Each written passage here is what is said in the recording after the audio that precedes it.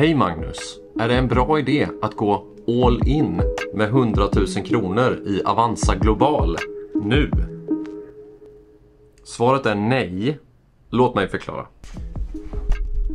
Jag gick precis igenom i min månadsöversiktsvideo att väldigt många har köpt in sig i Avanza Global-fonden. Också den här månaden globalfonder. Och här ser jag en ganska stor risk. Vi ser ju nämligen att USA går ganska starkt, och om man scrollar ner och kollar så ser vi att de mest köpta fonderna det är även den här månaden globalfonder. Vad jag tror är en risk dock, det är att ganska många köper globalfonder för att USA-börsen går starkt.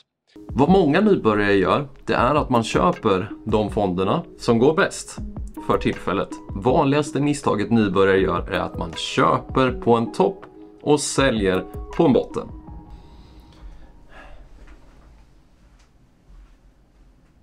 Men låt mig också förklara varför du aldrig ska gå all in i en fond. Det finns några olika sätt som jag brukar tipsa om att tänka på. Och den första är, när du börjar spara, om du har sparat ihop 100 000 kronor som i det här fallet, då har du förmodligen ingen erfarenhet sedan tidigare av att ha investerat pengar på börsen. Och då om du köper till exempel en fond för 100 000 kronor på en topp och fonden går ner 5%, då kommer det vara extremt jobbigt för dig att logga in och se dina pengar sjunka. För det är inte ovanligt att vissa saker som har gått upp väldigt mycket på kort tid kanske får en rekyl ner, kanske 5-10%. Det beror ju lite på hur det går i världsekonomin och vad som händer på börserna. Mitt förslag istället, ifall det är så att du vill investera en större summa pengar i till exempel fonder, det är att du sprider ut köpen. Så att du köper lite då och då. För att på börsen så går fonder upp, ner. Över tid så går de bra.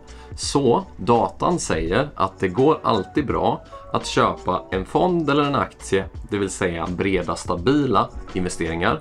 Att du kan gå all in. Men du får också tänka på att en börsnedgång kan pågå under kanske 1, 2, till och med 3 års tid.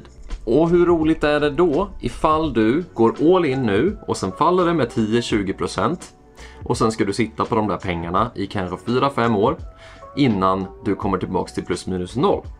Därför brukar jag säga sprid ut inköpen och då kommer det kännas bättre för dig. Även om det statistiskt sett på lång tid inte behöver vara bäst, så är det ganska skönt för huvudet. Psykologiskt alltså. Jag hoppas att du fick ett svar på din fråga nu, Emil. Eller var det Eskil? Eller vad heter du nu igen? Jag vet inte. Well, Magnus out. Tack så mycket för att du har tittat på den här snabba svarsvideon. Ha det bäst, och har du några frågor, skriv en fråga här nedanför. Ha det gött. Ciao!